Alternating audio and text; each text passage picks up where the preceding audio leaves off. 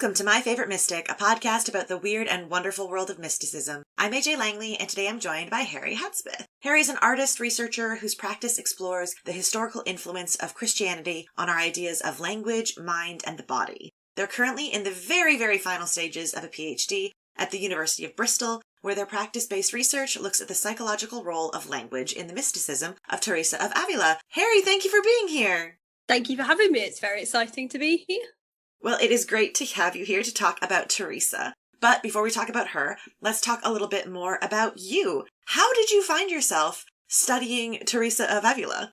It was mainly by accident. So, as you've already alluded, my practice as an artist has always looked at the historical influence of the Christian church, particularly the Catholic Church, and our ideas of sex and gender and sexuality. And I think I was in my second year of my undergrad degree in fine art, and I was doing some work on obscenity and profanity and what kind of things to do with the female body can you show where, whether that's a gallery or a church that is a gallery. And my mum sent me an article going, look, you need to read this. There's a nun having an orgasm in a church in Rome, and it sounds exactly like what you need to be looking at. And as she normally is with these things, she was very much right. And that nun turned out to be Teresa. And I kind of got into Teresa initially as a figure of femininity and of kind of Christian female sexuality. And I was particularly interested in that kind of contentious position that female mystics sit in, where they're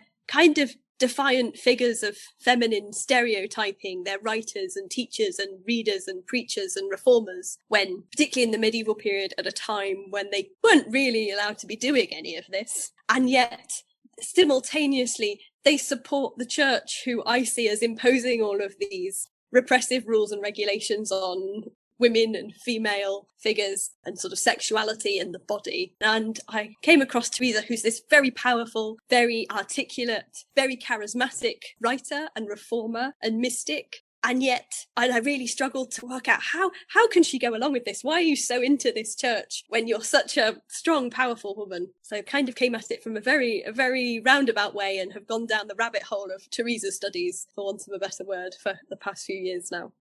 I think Teresa studies is a totally valid way to discuss all of the things surrounding learning about Teresa. Now, obviously, because you came to her through an artistic representation first and then kind of went into the texts, were you surprised at the differences between the way she's represented versus the things that you found when you got into the readings? Yes, very much so. And I was quite against reading her texts for quite a long time, because I have no background in theology or religious studies, and I'm not Christian, I'm not religious, and I'm, as you can probably tell, very cynical about the church as an institution. And I didn't think I wanted to read her text, and I was just interested in this image that Bernini had created of her in ecstasy that is supposedly this sort of sexual icon, if you like. And yet, as I got more and more into this and started to sort of interrogate the image, basically dawned on me that if I'm going to do this properly, I have to look at what she says about herself. And that sculpture that Bernini made is directly quoting, if you like, a passage of her text where she talks about an ecstatic vision or sort of mystical encounter with an angel. And as I sort of compared the two accounts, if you like, one visual and one textual, more and more, I got more and more annoyed at Bernini that he's just missed the point, if you like. And even I spent my master's researching this and interrogating his statue to work out where she is in that image, whether she's there in any way, shape or form, and going to Rome and talking to it and trying to find her in there and realising that, for me, at least, she wasn't there at all, and that there's a bit of a mismatch going on between his vision of her vision and her own self-representation in text, and her texts, I would argue, are a lot more convincing. Okay, so let's talk about these texts now. What kinds of things are you looking at? What sorts of things are available to you to get a better understanding of Teresa's self-representation, as you talk about? So there is a lot of Teresa's own material, and they're all written by her own hand. So there's lots of autographs as well, which is really fun. The four that I focus on are what I call her four mystical texts, although her entire corpus is mystical, I would argue, by virtue of her being a mystic. But they are her first text, which is her Vita, her autobiography, which she's sort of commanded to write to prove the validity of her experiences and her ways of prayer. her Way of Perfection, which is a guide to this kind of mental prayer written for her followers, her Meditations on the Song of Songs, which are very exciting because they are the first female exegesis on the songs or specific commentary on the songs, which is so exciting and so sort of saucy that she is instructed to burn it by one of her confessors later on. And then finally her Interior Castle, which is kind of the climax of her authorial mystical career, if you like. It's sort of the most finalised articulation of her mystical practice and experience. Alongside those four, there's also an account of her Conscience, which is a collection of sort of statements and remarks and accounts of experience that sort of echo some of the mystical texts as well, a book of exclamations, a large collection of poetry, a book of foundations that tells the story of the reform, her reform of the Carmelite order, a book of constitutions, another book of rules and regulations for this discalced Carmelite order, and a huge number of letters. And all of this is written, all of these books rather, are written in the last 20 years of her life, or just over 20 years of her life. So there's a lot of writing packed into a relatively short period of what was quite a long and busy life. Incredible. So with this whole corpus to choose from, what is it that made you choose the 4 texts that you mentioned? On the one hand, those are her most famous texts, but also they are the ones that are the most focused on her mystical experience and her transformation. They are the most psychological and describe this kind of interiorization process and interior transformation, whereas lots of her other texts are more focused on her actions as a reformer, which is less my cup of tea than the sort of psychological nature of her texts. And as an artist, I'm wondering, what is it about these visions that you find the most intriguing? Is it the embodiment? Is it the imagery? Is it the environment? What about it really speaks to you?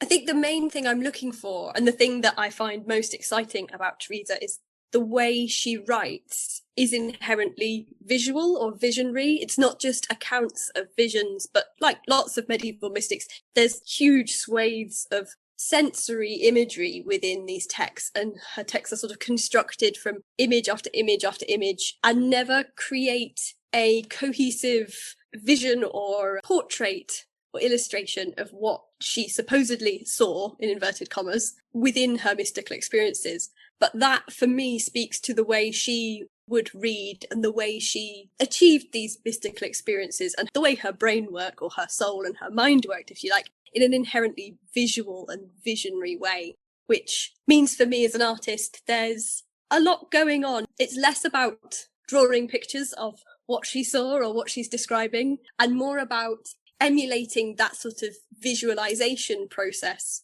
and its relationship to language as a way of understanding how it works, so I can do it too, or do it too so I can understand how it works, rather than hoping to see what she saw or paint a picture of the inside of her mind, if you like. I mean, if you could find a way to paint the inside of her mind and figure out what was going on and how she saw the things that she saw, I would love to see that. Any sort of clarity about how the mystical experience actually worked and how it came to them and they turned it into all of these amazing words. I mean, that would be incredible to be able to see and visualize.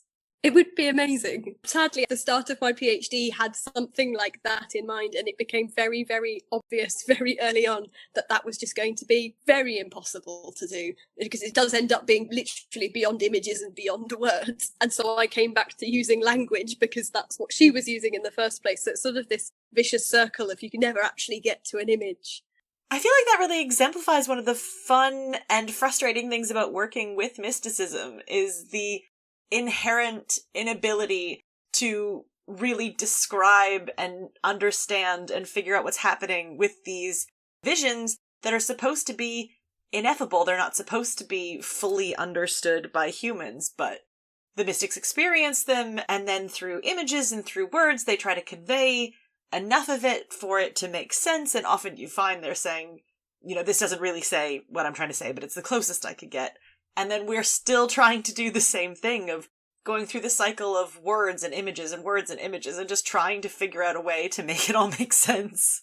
Yeah, we've effectively shot ourselves in the foot. It's a kind of doomed process doing mystical research, unfortunately. But I think that's the sort of charm, and particularly for me, the reason why it's so fun and why I can't leave it alone is that relationship between language and image, and the fact that they just circle around themselves, particularly for Teresa. She never, really tells you what she's thinking or saying, and it's this constant sort of swimming around in imagery and words, and you have to kind of pick out things and try and make up a pattern of what's going on. But then there'll be another pattern over here that's slightly connected but contrasting to it. There's no one system in place that explains what's going on, which is part of their appeal, or the main part of their appeal, I think.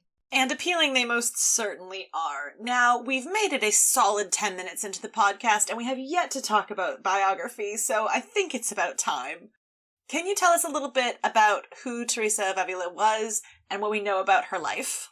So, Teresa is born in 1515 in Ávila, which is this little city outside of Madrid. It's got a beautiful walled city up on a hill. It's very nice if you ever get to go. And she's born into a kind of really eventful and turbulent period in Spanish religious history. So it's a period that has a lot of reform to do with sort of the vernacularization and publication of scripture and devotional works. But then there's the Counter-Reformation coming in, and the rise of the Inquisition, and several instances of loads of books being banned, of spiritual books and vernacular books. And it's also a period of really intense persecution of the Jewish population. And Teresa comes directly from this kind of Jewish heritage. So her grandfather and her father are Jewish conversos, and they unfortunately are accused of being false converts and accused of, regressing to their Jewish faith and only outwardly performing Catholic virtues and values, and are effectively persecuted. They undergo something called an auto da fe, which is this really traumatic punishment where they have to get dressed up in some terrible costume and are paraded through the streets of Toledo where they're living and are pelted with stones and general detritus, and it's very traumatic. And they then move to Ávila, where she's born, under a different name, and do several different things to try and prove themselves as true Christians, which involves marrying into Christian families and buying nobility certificates that prove that they have clean blood, is the phrase that's used, which is really horrible. And Teresa never acknowledges this, but there are sort of undertones of this heritage in her writing. If she didn't write about it, how do we know about it? So there are records of what went on, but there's also, she has lots and lots of brothers and sisters, and there's quite a lot of family evidence, and the family, they effectively buy their nobility status. So they buy a certificate that proves the cleanliness of their blood. I believe, this is not the area I specifically look at, but I believe there are records of them having bought this, symbolic nobility to occlude that kind of dangerous past they have. Wow, I just realized how much I think of these mystics in isolation from their families, that it just never occurred to me that there could be a record of her entire family and all these brothers and sisters and all these connections. It just 100% did not come to mind as even a possibility. And they're also quite a wealthy family. Her father is a cloth merchant. So they're, on the one hand, very, very oppressed and persecuted, but on the other hand, manage to sort of survive their way out of this because they have a certain social status, if you like. But Teresa, as I said, she never acknowledges this and is very concerned with, proving the Christianity, if you like, of her family and of herself. And she begins her autobiography with lots of information about how Christian her parents were, how devoted her father was, and how many good books he reads, and how her mother is this icon of sort of Christian femininity.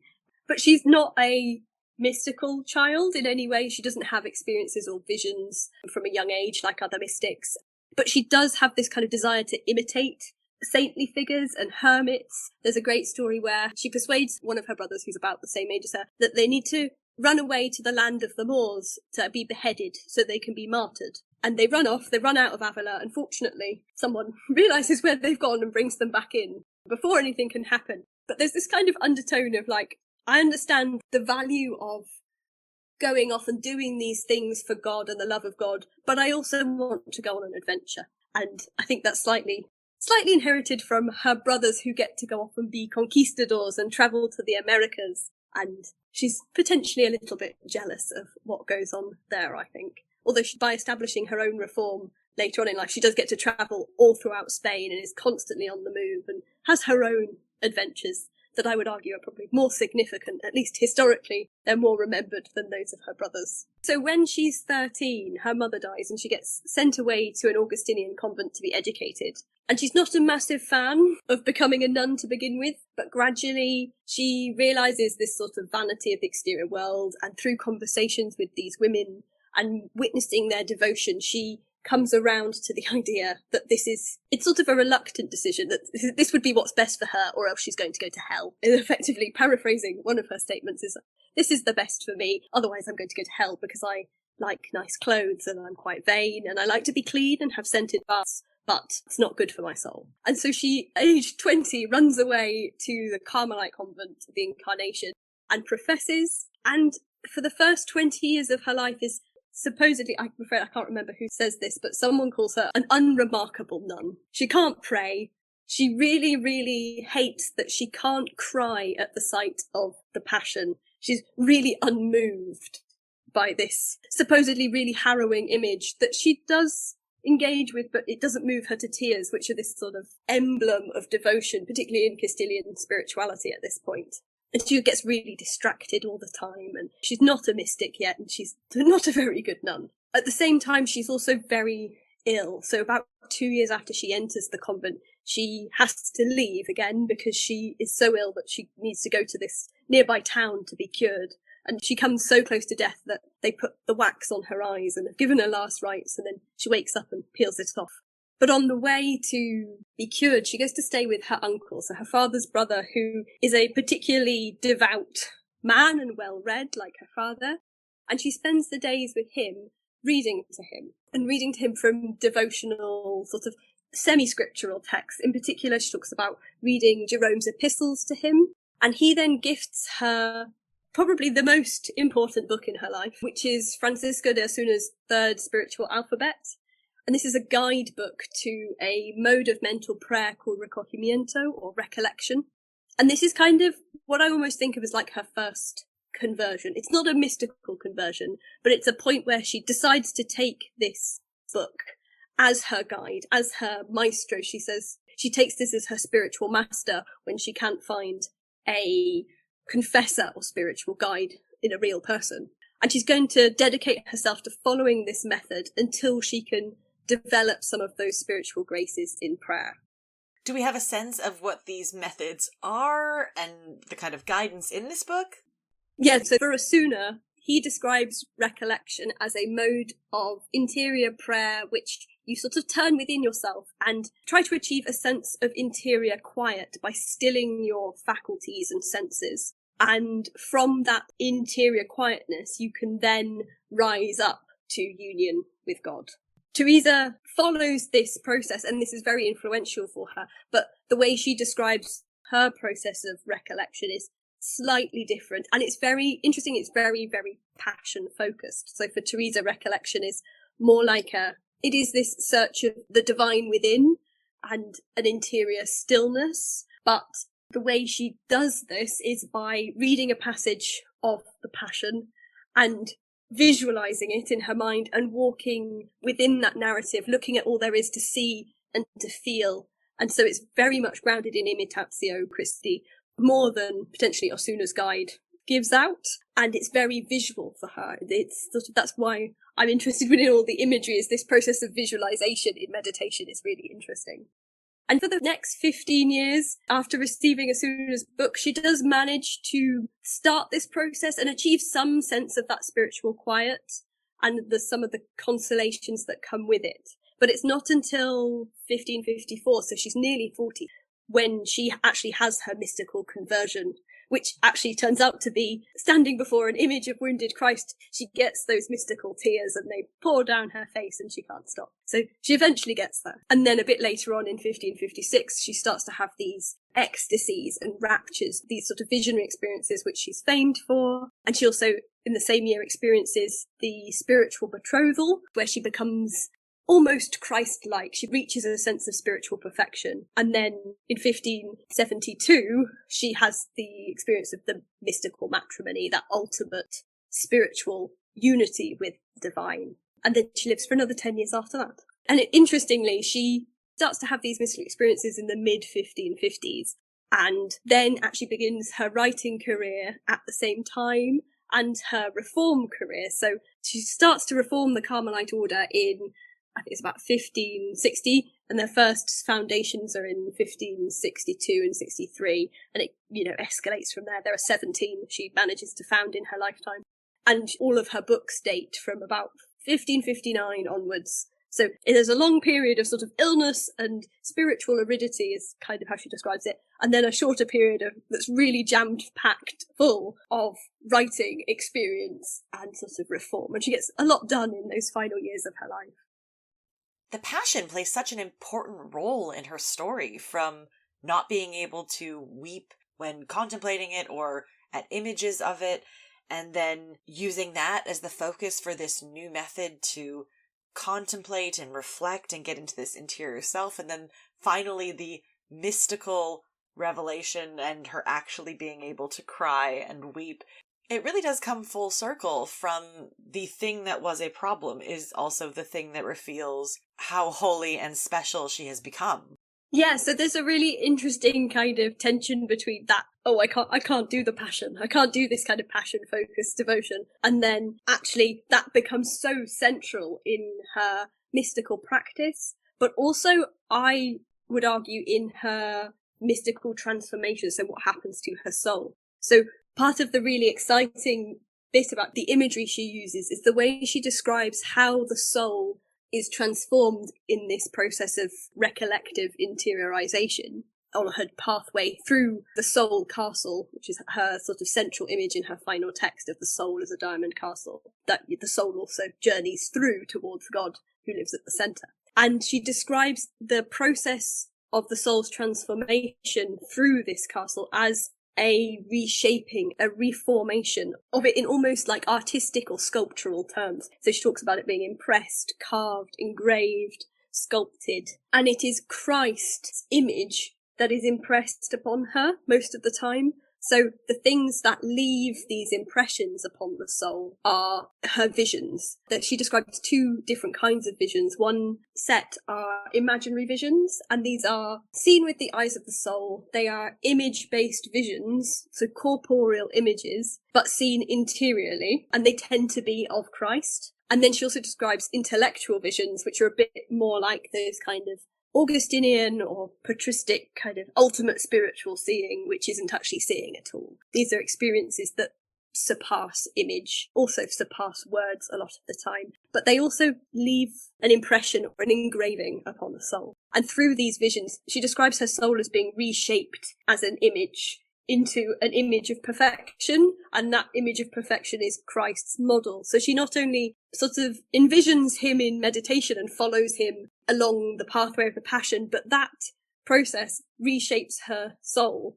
and she is remade into an image of him. So I don't think of her necessarily as Christological, or as overtly Christological as some of her sort of mystical predecessors, because she doesn't ever describe a specific union with Christ. But the transformation of her soul is so Christ-like, literally. She becomes kind of an image of him and ascends to a parallel state with him, from which she can then join with the Father in spirit. That is so interesting, because the readings of these mystics and their unions with Christ is so often read as marital, bridal, sexual, all of these things, this kind of intimate union. And obviously you came to this project, as you mentioned, through Bernini's sculpture of Teresa and her ecstasy, which is also often discussed as being incredibly sexual. Do you see the kind of sexuality that Bernini sculpted having read the texts, or is this just a complete misunderstanding on his part of what's going on with Teresa? I think it's there. I've sort of now gone past the fascination with that, I think. Now, having learnt more about the sort of sexuality within medieval Catholicism, particularly in the Song of Songs, and how mystics use that, I don't think Teresa is the sexiest mystic by far, but there is an eroticism to her writing, and particularly in terms of her reading of the Song of Songs is very sort of oral. It's kind of got this obsessional orality with eating and chewing and drinking him in, and so it's definitely there. And I would argue that although Bernini's image, he probably chose the most obviously graphic sexual innuendo from her text as possible, with the angel plunging a dart into her entrails and pulling her entrails out as he withdraws himself, and then, she's left burning in flames with, fiery love for the divine. And that even in her text, sort of sexual connotations are quite overt there. I wouldn't say that she's not hiding anything, but it's not the central theme of her writing, I don't think. She does use lots of this bridal imagery, so the higher states of her transformation are described as a spiritual betrothal and a spiritual marriage, but it's more of an adoption of the language of the song, I think, than a particularly heavy emphasis on this sort of eroticized imagery as a metaphor for union. And I would argue that she doesn't ever use images in a metaphorical way. They're always slightly more than metaphor, and that perhaps explains why the sexualized tone isn't always front and centre of her writings, and actually is less prevalent in her later writings. So the account that Bernini uses in his sculpture is from her autobiography, and it does reappear in her interior castle, which is the last of her texts, but it doesn't take as central stage as it could have done. Amazing. Let's go back to the texts now, because it's so rare that we get a biographical account from a mystic by the mystic herself. So I'm just wondering, do you have a favorite moment from her life? Oh, a favourite story of her life. So when she writes, she's very sort of shifty about telling her own personal story at times. So her autobiography is a story of her life, and it is framed, it's written in 3 parts, and the first part is her childhood and her life up to a certain point. Then there is a sort of treatise on mystical prayer in the middle, and then afterwards she describes her life in the beginning of the foundation of her first convent. But it's written not as her life, it's written as Christ's life in her. So she's very adamant that she's reached a certain point of transformation in the story there, and it's no longer her life that she's talking about, but Christ's life in her. And that continues throughout the rest of her text, where she writes quite often of experiences that happen in the third person. So she talks about they are her own experiences, but she goes, oh, I knew of someone who this happened to, and they said it was like this. But it's very obvious that it's her that she's talking about. So there's kind of an occlusion to her approach to herself, which is very fun. I think my favourite instances are either the stories from her childhood where she goes off to fight the Moors, or they build her and her, I think it's the same brother most of the time, the brother who's closest to her in age, they build little hermitage caves in the garden out of stones, and they go and pretend to be hermits, and then they all collapse on them, which is quite sad, but it's also quite funny, and you could think about it in a very deep and meaningful way in relation to her castle, and see that as the origin of this kind of architectural building of this saintly lifestyle. But also it's just quite endearing of having an approachable image of a saint who just wants to play as a child and build things, and make a little play den to play in, and then have a story going on and this kind of fantasy life. I mean, that sounds really fun and adorable. When did people stop pretending to be hermits as a game in the garden? That's fantastic. I can see why you really like that story. Yeah, so I think there's something quite nice about that kind of childhood playing, because in other accounts that I've read of mystics' lives, and they're quite often hagiographical accounts, so this is fun because we get to hear about Teresa's life from her own point of view, although it's inherently constructed to develop this sort of idea of herself as this mystic, this authoritative figure. And, the imitation is there because she is taking on Christ's life as a model to frame her own text, so to reinforce her authority and her validity. But there is something really nice about these stories, and they're only very short, and they're only in the first chapter or two, of seeing how that imitation starts off within her life in terms of an imitation of the saints and the martyrs, but it's also just her being a child and playing and building this structure and going off on an adventure, which I'm not the most widely mystically read scholar. However, in the other texts I've read of mystics' lives, when they're framed as mystics from a very young age, it's quite austere, graphic, really quite unpleasant childhood, whereas there's quite a lot of joy when Teresa talks about her early life, and a great love of her family, and this kind of playful imitation that starts as a foundation for her mystical career, but that isn't quite so traumatic as I think, particularly for Catherine of Siena, her early life was very unpleasant and starts her off on a similar path. But there's something very nice about the way Teresa talks about her family and her early life. Yes, and there is a real discrepancy there between the way that she's described as this not particularly holy child who is playing, but still playing, pretending to be a hermit, and some of the descriptions we have of other female mystics as children where there seems to be an effort to separate them from that young age of saying, she wasn't like other girls, or she wasn't like other children, she didn't want to play, she had no interest in frivolous things. Instead, she spent all of her time praying and thinking about God. So that kind of embracing of a more realistic childhood of just playing games with her siblings, even though there is, as you say, this kind of construction of imitation and aiming towards a holier life, generally speaking, by the time she's writing it, it is nice to see a kid.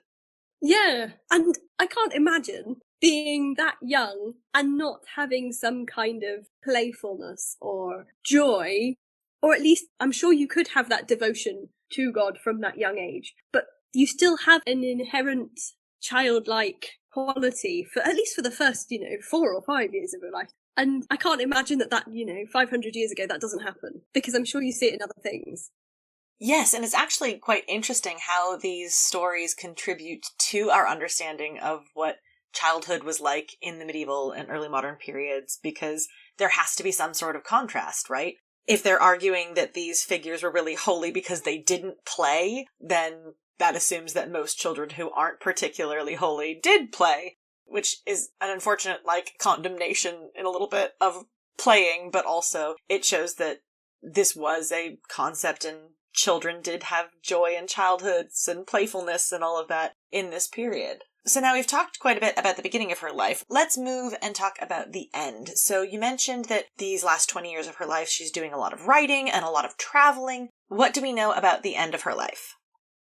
So she was born in 1515 and she dies in 1582. So she's 67. So she's quite old, and she has, as we've said, she has quite a hard life. And she spends the last 20 years of her life on the go all the time, travelling from one place to another. The convents that she founds are all over Spain, all the way from the north right down to the south and across. And she is still very ill, and she's moving from one convent to another, and she gets taken very, very ill, and they sort of drop her off to the convent that's slightly closer in Alba de Tormes, which is a very little town that's outside of Salamanca, which is one of her first group of foundations. And she stays there for a while and eventually dies there. I'm not quite sure what she dies of. I would potentially argue that it's a culmination of exhaustion and a long life of suffering. She has sort of continual fevers and heart problems and lots of generally unpleasant things. And she sort of appears to be quite worn out by the end, despite her force of will to keep going.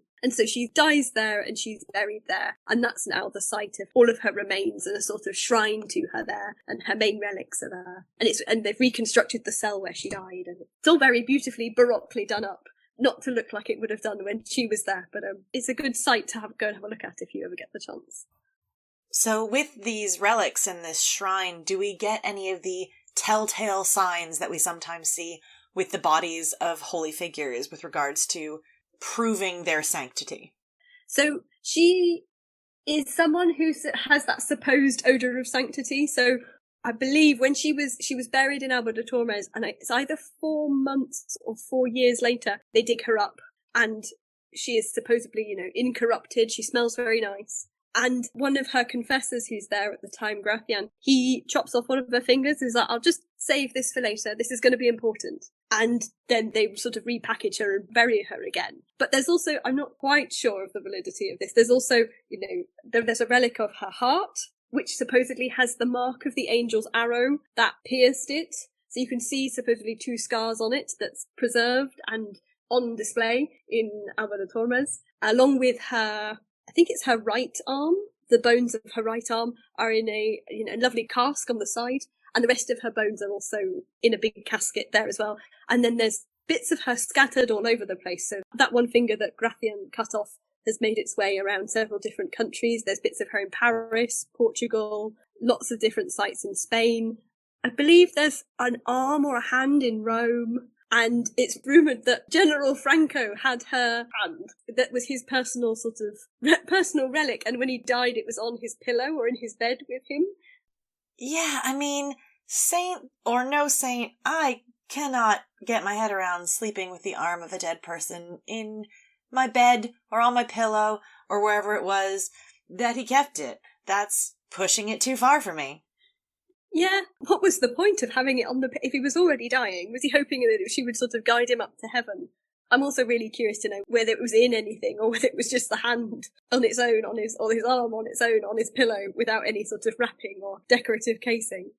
It is definitely the kind of story where I feel like I need a lot more information before I'll really understand what's going on. Now, before we come to the final question of the podcast, let's talk a little bit more about her writing. Obviously, she wrote a great deal. You were looking at 4 of her texts. But is there a particular passage that is your favorite? So, my current favourite passage is actually from her Camino, which is probably one of her mystical texts I work least on. But the whole text is a sort of guidebook for her daughters on how to do mental prayer and how to be good Discalced Carmelite nuns in her foundation. And she's talking about, in particular, in one place, how they should interact with each other and how you should all be friendly, love your neighbour. But you shouldn't develop any strong, intimate relationships. You shouldn't be particularly close with one person. You can't have a best friend. That's not okay. And when you are talking to these people around you, to these friends, you shouldn't use what we would call endearments. She calls them palabras regaladas, which are like sweet or soft words. And she says, you should leave these sweet words for your spouse, for Christ, because they are really, really important to him. And effectively, if you use them with other people, you'll use them all up. They won't be so tender to him anymore, and they will then be empty and worthless. And then she goes on to say that this is a very feminine practice. It's very womanly. It's very of women, is literally what she says. And I do not want you, my daughters, to be women in any way, but I want you to be strong men. And so that's one part which is really sort of interesting and odd. And then she goes on to say, if you do everything that's in your power, the Lord will make you so virile that it will shock men. So it's a very odd kind of play between kind of a disavowal of her sex and of femininity, and then a kind of transcendence of it, or a transcendence of men or masculinity. So I'm going to beat you and be more manly than you are because I am a woman. And she, in other places, talks about how women are perhaps more apt for the mystical path because they have more of a sensitivity to God and to these kinds of experiences. And then she's also described as being the most virile of monks. She sort of transcends her own gender. And so there's a really interesting play in her writing between kind of a distaste for femininity and traditional feminine tropes and roles. So Julia Kristeva argues that she's really not keen on being a mother at all. She's completely put off motherhood by her own mother dying in childbirth when she's 13. Which is understandable. That would do that to someone. But then also this kind of, it's not a misogyny, it's a desire to transcend these gender stereotypes. And actually, when you think about her transformation of the soul and how it's transformed into an image of Christ, and then into something that is powered by the divine spirit, which is part of the logos, part of that male center of language, who then comes to power her soul and power her writing. She is writing from a male or masculine source, but it's cast in the sort of mold of her personal experience, which is tied to her soul, which is inherently tied to the female body. So there's a really odd sort of gender neutralization process that goes on in her writings, where she transcends the limitations of her gender and sort of problematizes it for herself in her writing. That is very cool. I love this idea of how to become so virile that you shock men. I think that's incredible. Unfortunately, we are coming to the end of the podcast now, which means I only have the one final question to ask you, which is, Harri, why is Teresa of Ávila your favorite mystic? I think, on the one hand, it is the fact that she's not the first mystic I ever encountered. I think I've encountered Julian of Norwich slightly before her. But what captures me about Teresa and sort of what refuses to let me go about her is the sort of psychological aspect of her text and the way she talks about language and how language is at the heart of everything she does. and how she talks about the relationship between words and images, which is something as an artist I'm very, very interested in anyway. But there is a particular charm to the way she writes in that she's very vague a lot of the time, and will start off writing one point and drift off and cover 6 other points and then come back to maybe the third one in one sentence. And the sentence will last for 6 to 8 lines. And I kind of know what she means, but you never get a straight answer for what she's talking about, and she never goes in the direction you expect her to. But it's the way she talks is chock full of imagery, which is great to play with and very indicative of the way she understands language, I think. But also, it's very dialogical. The texts are addressed to her daughters. And so, despite being very cynical about her Christian faith or her allegiance to the church, and being quite confused by her position within the church, I have actually found it quite easy to develop a relationship with her. So that's part of my research methodology, is this kind of imitative and dialogical relationship where I talk to her in the same way that she sort of talked to God. And there's something in her text that makes that quite easy, because it feels as though she's talking to you. So you can read a passage and she talks to you, and then I talk back to her afterwards and see where that's going. And it's very weird because it's unlike anything I've ever experienced before. I've never prayed in my life before, but she is someone who is quite easy to talk to and interesting to talk to. But she's yet to talk back to me, but I think that would probably disrupt things a little bit. But there's a level of charm and intimacy to her writing style, and a kind of constant concern for language, or a constant play with language, that shows how central language was to her mysticism, which is why I really struggle to put her down or leave her alone. Well, it sounds like she is making a wonderful muse-saint combo. Harri, thank you so much for joining me today and for telling me all about Teresa of Ávila. Well, thank you for having me. It's been an absolute pleasure. The pleasure was all mine, and thank you all so much for listening. You can follow us on Twitter at MyFaveMystic, and join me next time when I speak to Andrew Crable about Richard Rolla.